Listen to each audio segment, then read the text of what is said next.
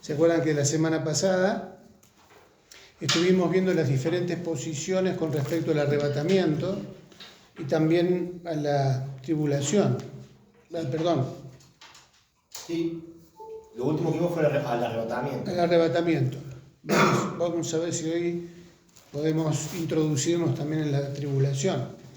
Creo que el punto B, la postura milenialista sobre el arrebatamiento, no la habíamos visto, ¿no? ¿O sí? ¿O por arriba?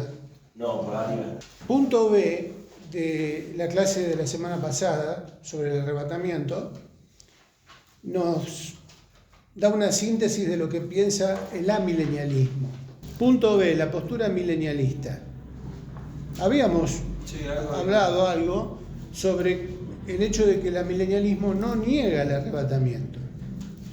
Más bien no acepta, primero, punto 1, que este sucederá en forma secreta, solo para los cristianos. Entonces, ¿qué cree el amilenialismo? Que el arrebatamiento va a ser un evento público, visible, para todas las personas. No va a ser un rapto secreto. Segundo, que Jesús volverá primero por los cristianos para luego regresar con los cristianos a reinar en el milenio.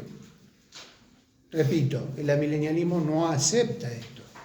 No acepta que va a haber una venida primero para los cristianos y después otra venida con los cristianos, sino que el amilenialismo cree que va a ser un solo evento. Y en tercer lugar, y que no acepta tampoco que pasarán 1000 años entre la resurrección de los justos y de los injustos. Como es un mismo evento, en ese mismo evento se va a producir la resurrección de justos e injustos y inmediatamente el juicio.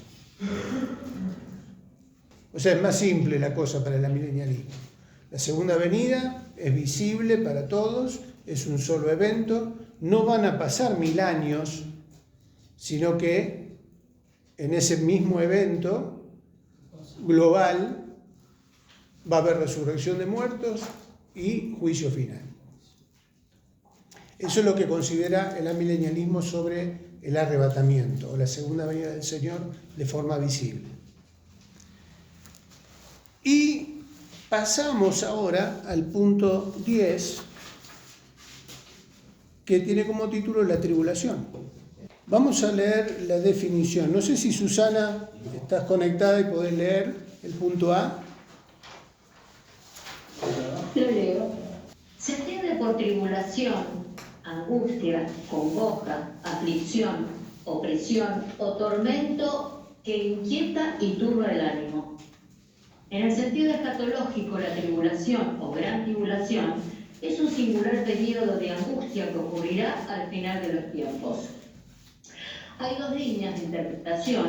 Una, la que afirma que la tribulación será la manifestación de la ira de Dios contra el pueblo judío por el rechazo a Cristo, y la otra sostiene que será la ira de Satanás contra los santos por el rechazo del anticristo.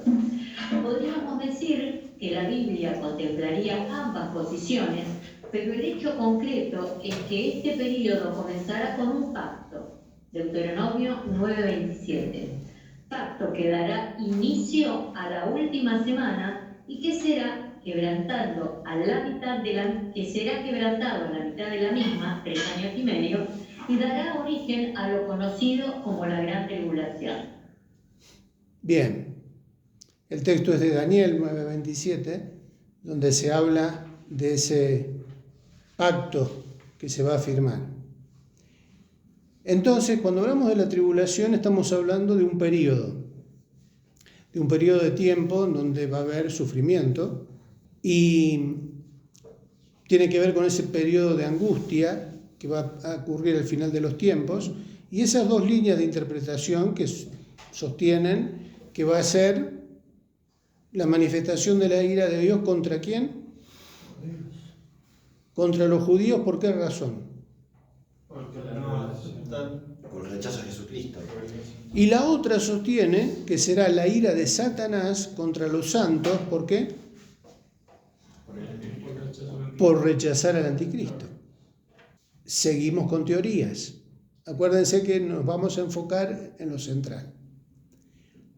¿El planteo de la tribulación está en la palabra de Dios? Sí. Está. Tiene que ver con esa última etapa o ese último año de ¿cuánto tiempo? 7 años. 7. Eso no hay duda. ¿Cuándo comienza ese periodo? ¿Con qué hecho político? Pacto. Con un pacto. Daniel habla de ese pacto que dará inicio a la última semana. ¿Y qué va a pasar a los 3 años y medio? Se va a romper. ¿Quién lo va a romper?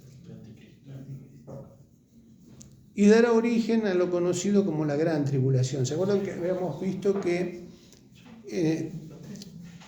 ese periodo de 7 años se entiende como la tribulación?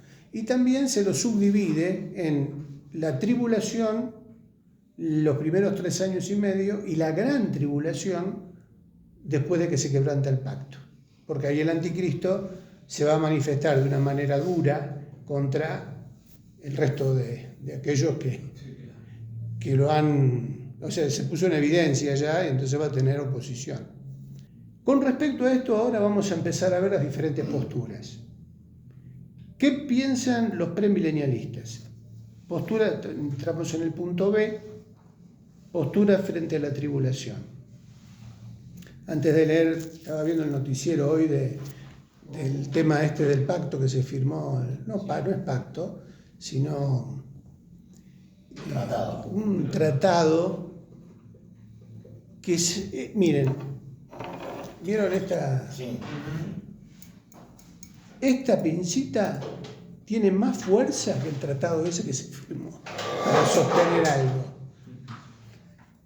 ¿Por qué digo esto? Está bien, es como que más que un tratado, es una especie de tregua. Yo no sé cuánto va a durar. Trump dice que este va a ser una paz eterna. ¿Escucharon ese término? Ya está, solucionó el problema. Trump me da risa, porque el tipo, él se hace cargo de todo el éxito de los tratados de paz, es gracias a él. Es una política de corto plazo, una propaganda política para su gobierno. Bueno, por eso digo, ¿por qué quiero aclarar esto? No es que esto que se firmó es el tratado, es el pacto del anticristo. O sea, por eso quería, antes de seguir avanzando, aclarar esto. Acá en el chat dice, ¿podés explicar la referencia que hiciste de Deuteronomio? Es Daniel 9. ¿Lo del tratado? Daniel, sí. Daniel 9, 27 es cuando Daniel cuenta esto que dice ahí, ¿no? El pacto que se va a firmar en la última semana. ¿Alguien tiene Daniel 9, 27? Lo tengo acá. Dale. Y por otra semana confirmará el pacto con muchos. A la mitad de la semana hará cesar el sacrificio y la ofrenda. Después, con la muchedumbre de las abominaciones, vendrá el desolador, hasta que vengan la consumación y lo que está determinado se derrame sobre el desolador. Bien, ¿a qué se está refiriendo Daniel? Al anticristo. Se está refiriendo a un pacto que se va a firmar, que se va a quebrar, que va a dar origen a una abominación. Depende de la escuela interpretativa en la que uno se pare, va a decir, bueno, esto ya se cumplió. Este hecho ya se cumplió en la historia. ¿En qué momento? Cuando viene el Señor. Antes, en el Antiguo Testamento. Lo que pasa es que en realidad no está registrado en la Biblia. Sí. La abominación de La abominación desoladora, el templo que es profanado. Bueno, lo que pasa es que ya estamos... ¿Cómo el nombre del viejo ese? ¿Cómo es? Antíoco Epífanes. Bueno, claro, ya entramos pero no, ya entramos en la escatología en sí. A analizar ya en profundidad las diferentes posturas. Un poco la idea acá es que tengamos un pantallazo inicial de lo que es el periodo de tribulación. Tiene que ver con ese periodo de 7 años. Ahora, entramos en el punto B que habla del premilenialismo. ¿El premilenialismo dónde ubica la tribulación? ¿En qué línea, en la línea de tiempo, en qué parte ubica la tribulación? Y al final. Entre el rapto de la iglesia y el milenio. O sea, una línea de tiempo. Exactamente. Entonces, ustedes tienen en la hojita la línea de tiempo, ¿no? Sí. Bueno, vamos a avanzar con el punto 1, en la posición premilenialista. Gera. B. Postura frente a la tribulación. 1. Posición premilenialista. Las diferentes posturas se relacionan con las opiniones en torno al arrebatamiento. A. La iglesia será la que lleve el evangelio durante los 7 años de la tribulación. Entonces será raptada. Esta posición se conoce como post-tribulacionista. B. La iglesia será la que lleve el evangelio durante la primera mitad de la tribulación, posición conocida como medio tribulacionista. C. Preira. Es la que sostiene que la iglesia llevará el mensaje por cerca de las 3/4 partes de la tribulación o hasta que Dios derrame su ira sobre Israel y las naciones. D. Pretribulacionista. Es la que enseña que la iglesia completará su misión antes que la tribulación comience y que será Israel a través de los 144.000 los responsables de la evangelización mundial después que haya sucedido el arrebatamiento. Como ya lo habíamos mencionado, el arrebatamiento no tiene fecha prefijada. De hecho, podría suceder antes, durante o después de la tribulación. No existen pasajes bíblicos que afirmen otra cosa. Bien, postura premilenialista. Ahora, fíjense que a su vez el premilenialismo se subdivide en ¿cuántas partes? 3, 4. 4. Faltó el histórico ahí. Bueno, el histórico tiene que ver con el medio tribulacionista. Ahí se ubica el premilenialismo histórico. Entonces decimos, en el punto A, que la iglesia va a llevar el evangelio durante los 7 años. O sea que esta postura se conoce como ¿cuál? Post-tribulacionista. O sea, que la iglesia va a pasar por los 7 años. Al final de esos 7 años, la arrebato. El punto B dice que la iglesia será la que lleve el evangelio, ¿por cuánto tiempo? 3 años, ¿no? 3 años y medio. Medio tribulación. Medio tribulacionista. La tercera es la preira, o sea, 3/4 parte. que antes que la ira de Dios se derrame, la iglesia todavía va a estar predicando el evangelio, cerca de las 3/4 partes de la tribulación. Y la última, la pretribulacionista, es la que ha prevalecido, quizá la más popular, que sostiene, que enseña. Que la iglesia raptada antes del pacto de Cristo. No va a pasar por la tribulación. Divide la iglesia de Israel, ¿no? Es la que enseña que la iglesia completará su misión antes que la tribulación comience. Yo me voy con eso. Y que será Israel, a través de los 144.000, los responsables de la evangelización mundial, después que haya sucedido el arrebatamiento. Esto se ve en las películas, en las viejas películas como Ladrón en la Noche. Yo creo que les mandé un enlace de una película, ¿no? No. Al grupo. ¿No mandé? El fin de semana nos vimos el arrebatamiento. Ah, no, no sé, Susana, si en el grupo de allá llegó el enlace de la película. Sí, llegó el enlace de la película, sí. Ah, mira, los querés más a ella. Sí, Ah, mira. los quiero más a ellos. Está bien, maestro, está bien. O sea, tan celosos. Está bien, está bien. No era problema. Le compramos boletos si quieren, lo mandamos. No era problema que era que el sábado vamos y nos vemos en su casa. Nos quedamos bien esta tarde.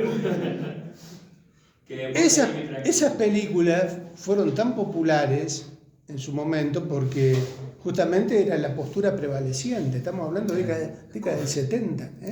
Estaba full Scofield ahí. Claro, la influencia del premilenialismo dispensacional era muy fuerte, sigue siendo muy fuerte, porque sigue siendo la más deseada. No es una cuestión de que la Biblia lo asegura plenamente, pero sí es lo que a uno le gustaría. Sí. Porque ¿cuál fue la expresión de Gera al principio? Yo quiero esa. Yo quiero esa. Compro, Claro, compro. no queremos la tribulación, no queremos pasar por ningún problema. Como ya lo habíamos mencionado, no tiene fecha prefijada el último párrafo, puede suceder antes, durante o después de la tribulación. No existen pasajes bíblicos que afirmen otra cosa. Y ahí, en la línea de tiempo, para la pretribulacionista, ¿se dan cuenta cuando la iglesia es raptada? Sí, antes del pacto del anticristo. El primer puntito a la izquierda.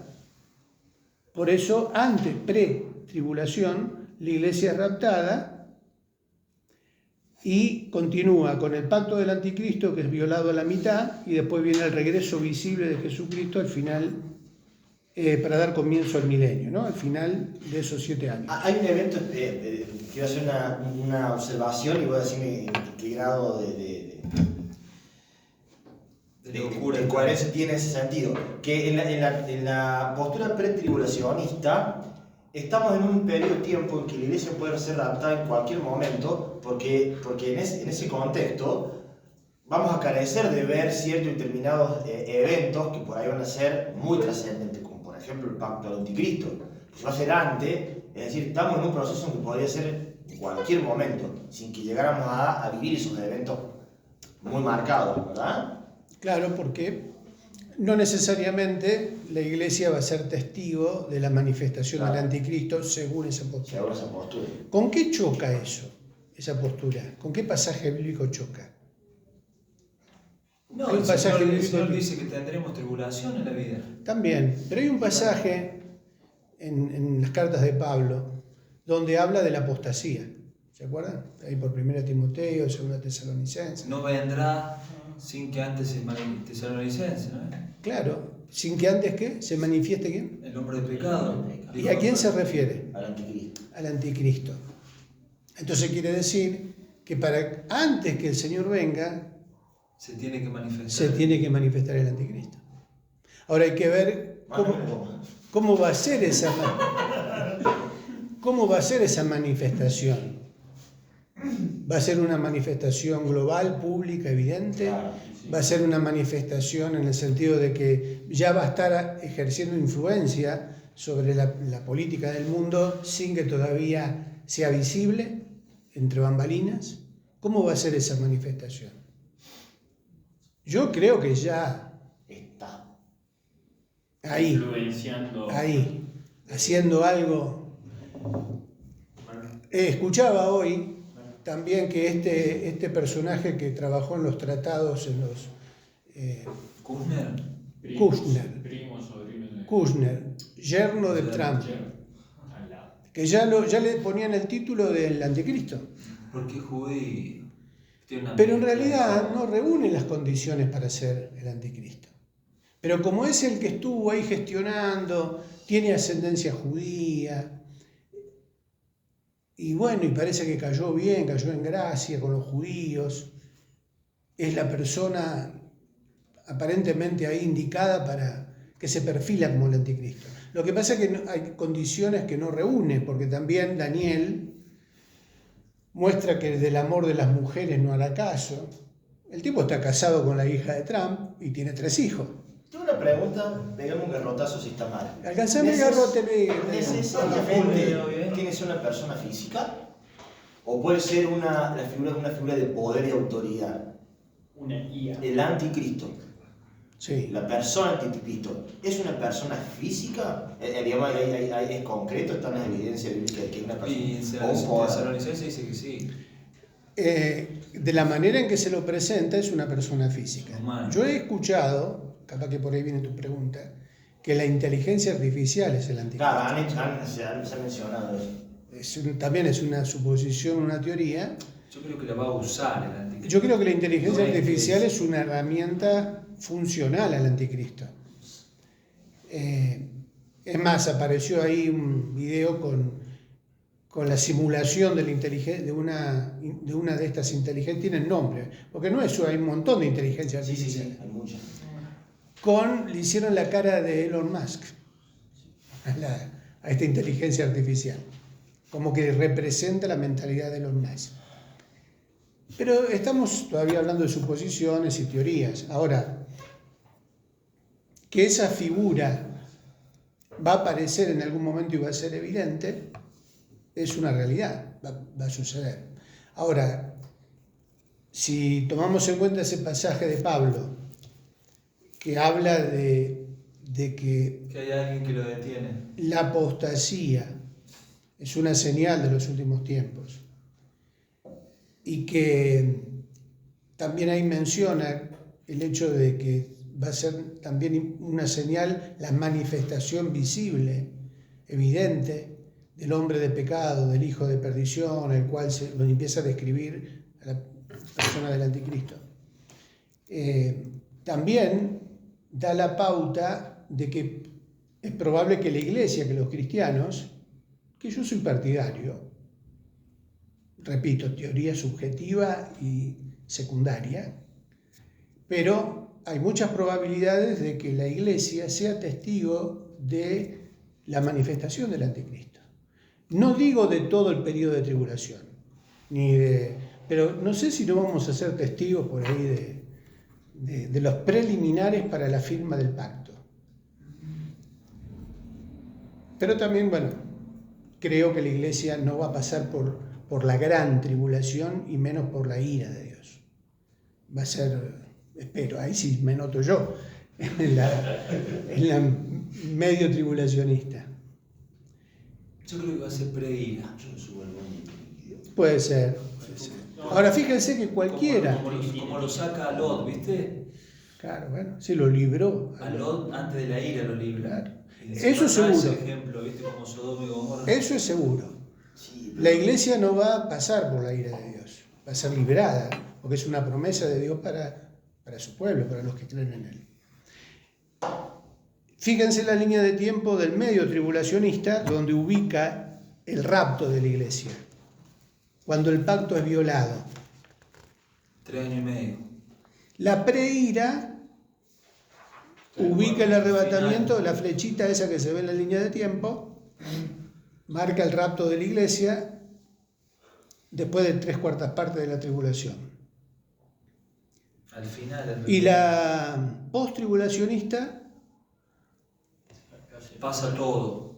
pasa casi todo, Pero aún hasta la ira. es arrebatada antes, al final del milenio, antes al final de los 7 años, antes que empiece el milenio. Antes de la ira. Sí, pero ahí. El problema es que se confunde tribulación con ira. A veces. No, por eso decimos, si nosotros entendemos los 7 años como un tiempo que se divide en 2 partes, la primera parte hasta que se viola el pacto, y la segunda parte como la gran tribulación. Después de la violación del pacto ya se desata la ira del anticristo sobre el mundo contra los cristianos y contra el pueblo de Dios. Vamos a terminar de leer el párrafo que sigue después de la línea de tiempo, así avanzamos un poquito y terminamos con esto de la tribulación. Sí, durante la tribulación habrá personas que creerán en Dios y aceptarán a Jesús. La vida para los cristianos no será fácil. Muchos morirán por no aceptar la marca de la bestia ni adorar su imagen. Otros sobrevivirán clandestinamente hasta que sea derramada la última de las 7 copas de ira y se desencadene la batalla de Armagedón. Luego Jesús volverá para reinar en el milenio. Al establecer el reino milenial se producirá el juicio de las naciones. Los mártires de la tribulación resucitarán para reinar con Cristo. El anticristo será destruido y Satanás será atado por 1000 años. Bien. Todas estas conclusiones están dentro de qué postura? Premilenialista. Fíjense que acá aparece la posición de que la marca de la bestia se va a dar al principio de la tribulación. Y de alguna manera, bueno, ahí están los pasajes, los textos que afirman cada una de estos detalles, ¿no? de este proceso de la tribulación. Esto según la postura premilenialista. Vamos a la posición amilenialista. Punto 2. Y ahí está Ana María, dijimos. Sí. Hola Ana María. ¿Podés Sí, hermano. leer el... Posición amilenialista. Este enfoque espiritualiza la profecía bíblica y concluye que no habrá ninguna tribulación o milenio futuro. Los amilenialistas argumentan que estamos experimentando simultáneamente la tribulación y el milenio ahora mismo, y lo hemos estado haciendo así desde la cruz. Estamos supuestamente en el milenio porque el Espíritu Santo está restringiendo el mal por medio de la Iglesia, y estamos simultáneamente en la tribulación debido a que la Iglesia está sufriendo persecución. José Grau, autor amilenialista, sostiene que la tribulación fue cumplida en el año 70 después de Cristo. La destrucción de Jerusalén fue claramente predicha por Cristo, no solo como advertencia del inminente juicio, sino para dar instrucciones muy concretas a sus discípulos sobre lo que tenían que hacer en aquella hora. Lucas 21, del 20 al 24. Los relatos de Mateo y de Marcos enfatizan la extrema severidad de la gran tribulación. Eso está en Mateo 24, 21 y Marcos 13 y 19. Que tales cosas han ocurrido ya es algo incontrovertible. Haremos bien en observar la diferencia que hay entre tribulación y el concepto bíblico de la ira de Dios. El Nuevo Testamento revela que la Iglesia, desde su comienzo, sufrió tribulación y no estará exenta de la misma hasta que Cristo ponga fin al estado de las cosas en este mundo. Es una falsa ilusión y muy peligrosa el enseñar a los cristianos que quedarán a salvo de cualquier tribulación final, desencadenada por las fuerzas del mal. Lo que nunca se cierne sobre el justo es la ira de Dios, la cual se manifiesta en su forma extrema tan solo sobre los inicuos. Mateo 3:7, Lucas 21:23, Juan 3:36, Romanos 1:18 y Apocalipsis 6:16 y 17. Es cierto que se puede sufrir tribulación al tiempo que se experimenta la ira y la retribución de Dios, pero nadie puede sufrir la ira de Dios por ser justo. Confundir la tribulación con la ira solo conduce a erróneas interpretaciones del texto bíblico. Amén. Bien. ¿Estamos de acuerdo con este último párrafo? Yo sí. Sí. Yo también. Yo también.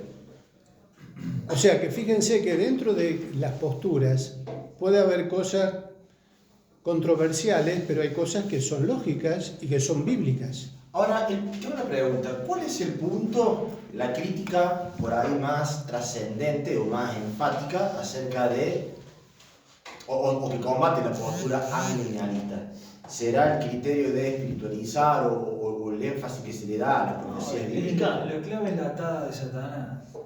Eso. Porque no es descabellada la postura. No, para nada. Por eso yo digo, a mí me gustaría ser amilenialista. Hasta resuelve un montón de Claro, cosas. simplifica mucho. El tema es que, fíjense que lo destacable de la postura milenialista es que ya estamos en el milenio. Eso es lo que el premilenialismo siempre cuestionó al amilenialismo. Pero ¿por qué no? Porque para que estemos en el milenio, ¿quién tiene que estar reinando? El anticristo. Milenio. El Señor Jesucristo. ¿Y por qué no? Por medio de la Iglesia y del Espíritu Santo. Bueno, esa es la postura milenialista. En donde Satanás también como está. Restringido. El amilenialismo dice restringido. El premilenialismo dice, y la Biblia dice, Atado. que está atado. Por eso depende cómo se interpreten esos términos, cuál es el grado de atadura o de restricción que tiene Satanás. Si nosotros deducimos que el reinado de Cristo en el milenio es un reinado de paz, un reinado perfecto, en donde no va a haber guerras, ¿Puede estar reinando Cristo? Claro, no, en ese sentido no. Sí, de hecho, Cristo es rey. Cristo es el No, soberano. bueno, El reino de los cielos se ha acercado, dice ahí el Jesucristo. milenialismo dice que es el estado eterno, el reinado de Cristo. Por eso tenés que entrar a hacer énfasis en cada elemento, Claro. qué significa y cómo está en Entonces, por eso, entre los debates existentes dentro de cada postura, se cuestionan estos detalles. Por eso el premilenialismo dice, no podemos estar en el milenio, porque tendríamos que estar, según el texto bíblico, en una situación totalmente opuesta a la que estamos ahora. Tendría que ser un reinado de paz, en donde no hay guerras, en donde hasta va a haber sanidad en cuanto a medio ambiente, se van a solucionar los problemas de la ecología. Bueno, todo lo que describe el reinado milenial, todos los beneficios del reinado milenial. Entonces, ese es el cuestionamiento. Por otro lado, los conceptos de restricción y atadura son los que están en debate. ¿Por qué? Satanás, nosotros creemos que Satanás ha sido atado. ¿En qué sentido? Sí, que no puede obrar. Bajo el Señor. Orar puede orar, está obrando. No puede Está obrar. limitado porque el Espíritu Santo y la Iglesia le ponen freno. Ah, bueno, por ahí vamos bien. Por eso el premilenialismo cuestiona, Obra en los hijos de desobediencia, dice. claro, pero por eso el premilenialismo cuestiona el amilenialismo en el sentido de que justamente dice, ¿no? Le dejaron la cadena muy larga, si está atado, porque Se sigue burlan, haciendo se burlan. Es irónico, pero bueno. Futbolistas. Entonces, ¿cómo se defiende el amilenialismo? Cambia el concepto de atadura por restricción, o sea, está limitado. Y hasta la venida del Señor Jesucristo tenía control total. ¿Pero en qué sentido? En que Satanás tenía autoridad sobre la condena a muerte, porque Jesús todavía no había muerto por los Claro. pecados. En la cruz, Jesús destruye, le quita el poder a Satanás de condenar a todo el mundo. Ahora Jesús, por derramar su sangre y pagar por los pecados, le quita a Satanás la autoridad sobre aquellos que creen en que el sacrificio de Jesús fue suficiente para el perdón de pecados. Entonces, ese poder que antes tenía Satanás sobre las personas, le es arrebatado a partir del momento en que la persona cree. Ya perdió la autoridad que Satanás tenía sobre esa vida. ¿Viste cuando dice Ricardo, se me venía ahora, cuando dice el Señor que para entrar a la casa del hombre fuerte primero hay que atarlo? Estaba hablando del diablo. Que él para vencerlo lo tuvo que vencer, restringir, atarlo. Sí. Es Y ahí tomó control él con la cruz. ¿Puede ser? Puede ser porque justamente ¿qué hizo Jesús en la cruz? Le quita la autoridad, Le quita la autoridad. restringe su poder. Y yo estoy de acuerdo con eso. La postura amilenialista considera que el milenio comienza con el sacrificio del Señor Jesucristo en la cruz. Claro, porque ahí, para ellos interpretan que ahí Satanás es atado. ¿Pero por qué? Porque también Apocalipsis habla de que Satanás va a ser atado. El milenio tiene que comenzar con la atadura de Satanás.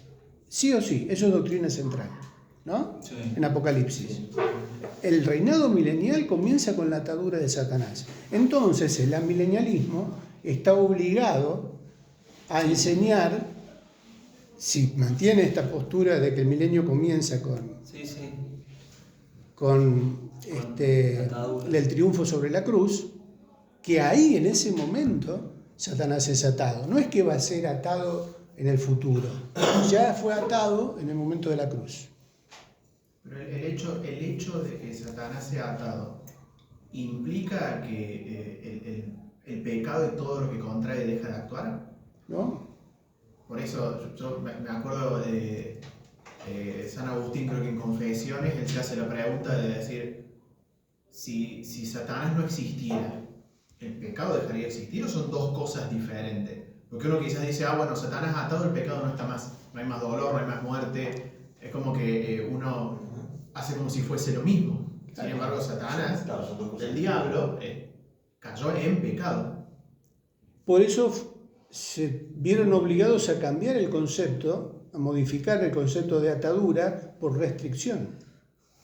Entonces, sí, Satanás tiene un poder limitado para actuar y restringido por el Espíritu Santo y por la presencia de la Iglesia también, ¿no? La Iglesia en este momento de la historia. Que el premilenialismo dice que cuando la Iglesia sea arrebatada ya no va a haber Espíritu Santo. Creo que lo hablamos la semana pasada. Es relativo. Eso es una interpretación subjetiva. El hecho es que lo que venimos viendo nosotros hasta ahora, con todas estas posturas, ¿para qué nos sirve? Porque seguramente van a decir, Triqui, todo esto, ¿de qué nos sirve?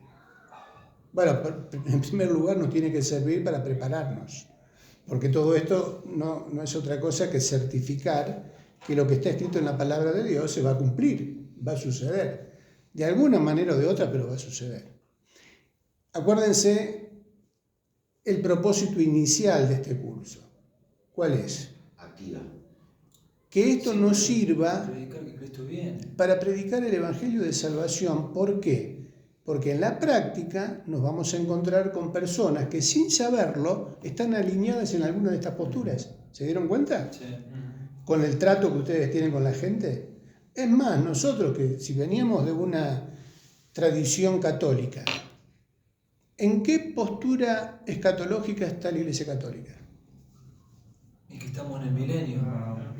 Entonces, ¿qué postura tiene? Está atado, está restringido. Amilenialista. Sí. O sea, el grueso de la gente que está dentro de la Iglesia Católica por tradición no sabe todo esto que estamos viendo ahora. Pero de alguna manera están con esa, entre otras cosas, ¿no? Con esa postura. Y San Agustín era milenialista. Pero también en la Reforma Protestante, Calvino era milenialista. Milenialista, sí. Martín Lutero era milenialista. Pero venían con esa raíz también. Venían con esa influencia que después algunos dicen que fueron cambiando algunas cosas y que en realidad ellos nunca desarrollaron la escatología, porque ¿cuál era el propósito en ese momento de la historia? ¿Para qué Dios los levantó de alguna manera? Para reformar. Para la reforma. Entonces no era algo importante. No estaban preocupados por los temas escatológicos. Más por las doctrinas básicas de salvación. Hoy en día, dentro de las iglesias reformadas, de las iglesias protestantes, ¿qué denominación o cuáles son las congregaciones que mantienen el amilenialismo como postura escatológica? El bautista, menonita. Un sector del bautismo, de los bautistas, otro sector, bueno, las iglesias reformadas son de tradición metodista, luteranas. Menonita también. Hay de las iglesias reformadas, por ejemplo, la iglesia que pastorea Sugel Michelén, ¿escucharon hablar de Sugel Michelén? Amilenialista, acérrimo. Son bautistas. Cuando antes Sugel Michelén era premilenialista dispensacional. Y se pasó al amilenialismo. Los gringos han debatido mucho de esto, vienen desde allá arriba debatiéndolo. Porque se enseñaba eso. Sin embargo, iglesias amigas como la de la IBI, donde está Miguel Núñez, son amigos entre los dos, pero el otro, uno es amilenialista y el otro es premilenialista. La iglesia de John MacArthur, premilenialista dispensacional. Y los pentecostales. Y bueno, ahí vamos a llegar. Esa es la parte. ¿Se acuerdan que hablamos de? Ya falta menos para llegar al postmilenialismo. ¿Se acuerdan que? ¿Se acuerdan que habíamos hablado del postmilenialismo? Ahí está alineado Marcos Witt y todo eso, ¿no? Bueno, fíjense, Marcos Witt en su momento, junto con otros, estamos hablando de denominaciones pentecostales, adoptaron una postura postmilenialista sin saber que lo estaban haciendo, pero influenciados por una corriente teológica de Estados Unidos relacionada con el postmilenialismo, pero conocida como el reino ahora o el dominionismo. ¿Se acuerdan que habíamos hablado de esto? Si quieren, vayan investigando. buscando información sobre el origen de esta corriente, que sin darse cuenta, hoy muchas de las denominaciones pentecostales están alineadas dentro de esa línea. Claro, la famosa Argentina para Cristo. Claro, eso es eslogan, ¿no? Fue una corriente exitista también. Claro. Ahora, fíjense, bueno, el movimiento apostólico y profético, el grupo, el G12, todas estas corrientes, estas líneas relacionadas con el movimiento apostólico y profético, adoptaron esto y bajan esta línea para sus congregaciones en las diferentes plataformas apostólicas que hay en las diferentes regiones del planeta. ¿Cuál es la línea que se baja con esta influencia del postmilenialismo dominionista? Conquistar todo, la iglesia tiene que conquistar todo. Exactamente. Muy bien, están enchufados hoy, ¿eh? Me sorprenden. Y si tienen tiempo, también para investigar aparte está dentro del dominionismo y el reino ahora. Hay un pastor que se especializó en la conquista de los 7 montes. Algo así. Busquen los 7 montes, googleen los 7 montes que hay que conquistar. ¿Y cuáles son esos montes? Tiene que ver con lugares de poder, sitios de poder. El monte de la cultura, el monte de la política, el monte del arte, el monte de, diferentes puntos, ¿no? Los medios de comunicación. Ganar espacios de poder, lugares en donde... Influencia en los hijos de Dios.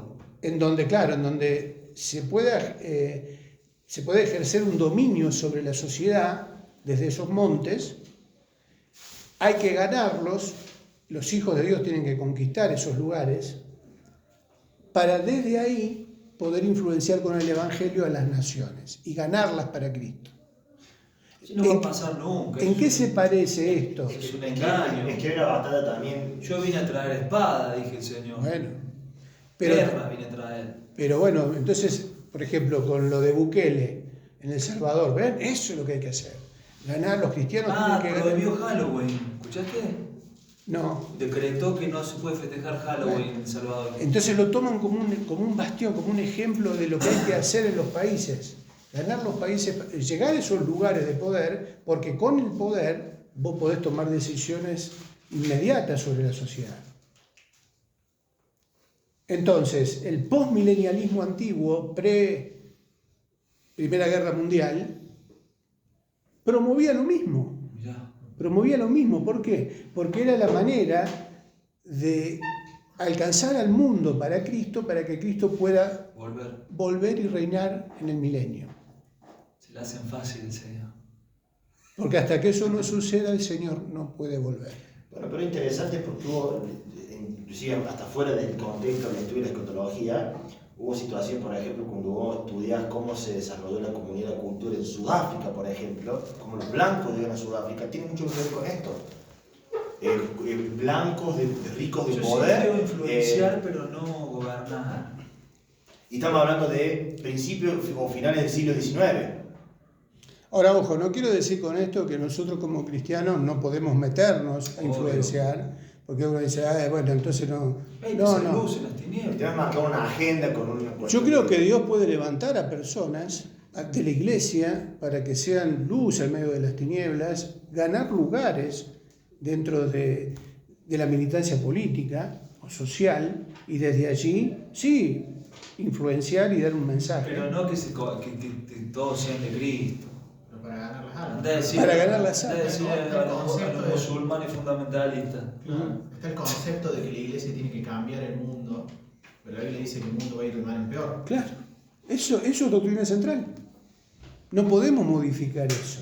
Eso no quiere decir, repito, porque si no tendríamos que negar a un Daniel en Babilonia, o a un José en Egipto, ¿no? o a personas que Dios usó, hombres y mujeres, para influenciar en su sociedad, en su tiempo. En el siglo XX mismo. Por eso. En el mundo. Entonces, ojo, porque uno puede decir, pero entonces ustedes se van al otro extremo y la iglesia no puede... Fundamentalistas. No. Si Dios llama a alguien, lo va a capacitar para ponerlo en lugares para que sea un instrumento poderoso en sus manos, ¿no? Pero eso no quiere decir que el mundo se va a ganar para Cristo y de esa manera se va a producir la expectativa del postmilenialismo. De hecho, Uganda es un país que vivió con su historia un proceso muy importante y fue obra de Dios. Llegó un presidente que proclamó el nombre del Señor Jesucristo y fue librado de un montón de batallas espirituales terribles. Por ejemplo, de Idi Amin, etcétera, etcétera. Ahora, ¿qué pasó con Uganda? ¿Son todos cristianos? No, de hecho, está viendo de vuelta procesos duros. Bueno, por eso Aparte fíjense. niega la palabra muy rotundamente. Claro. La Biblia dice: son pocos los que se salvan, dice la Biblia. Sí, cuando el Hijo del Hombre venga, ¿Hallará fe en la tierra? yo creo que va a hallar fe. Y sí, remanente. Pero la calidad de esa fe también. ¿Qué tipo de fe va a encontrar? Iglesia llena, pero que... ¿Apóstata o viva? Bueno, ¿vamos a orar? ¿Vamos a terminar? No, Bueno, vamos a orar, de vamos a orar. verdad. O sea, tratemos de aprovechar todo esto que estamos charlando Sí. para ese propósito, ¿no? Primero para nosotros afirmarnos en la fe y alentarnos. Nos falta mucho, se están preparando las cosas. Y velada. Pero también la responsabilidad que tenemos de compartir esto para predicar el Evangelio, ¿no? Todavía hay esperanza. Amén. ¿Oramos? Amén. Bendito Dios, queremos darte gracias, Señor, por este tiempo. Pedirte, Señor, que vos estés abriendo nuestros ojos, nuestro entendimiento. Hay cosas que son difíciles de racionalizar y por eso te pedimos que tu Espíritu Santo esté ministrándonos, Señor, que nos ayudes a entender, que nos ayudes a ver a través de tus ojos, que nos afirmemos en tu palabra, Señor, que no nos vayamos ni a izquierda ni a derecha, ni en teorías que se aparten de tu palabra, Señor. Se han tratado muchos temas hoy y han aparecido temas como la inteligencia artificial, Señor, que puede llegar a confundir y puede llegar a engañar aún a los escogidos, como dice tu palabra. Señor, que vos estés llenando nuestra mente y nuestro corazón de tu palabra cada día. Amén. Bueno, amén. Amén.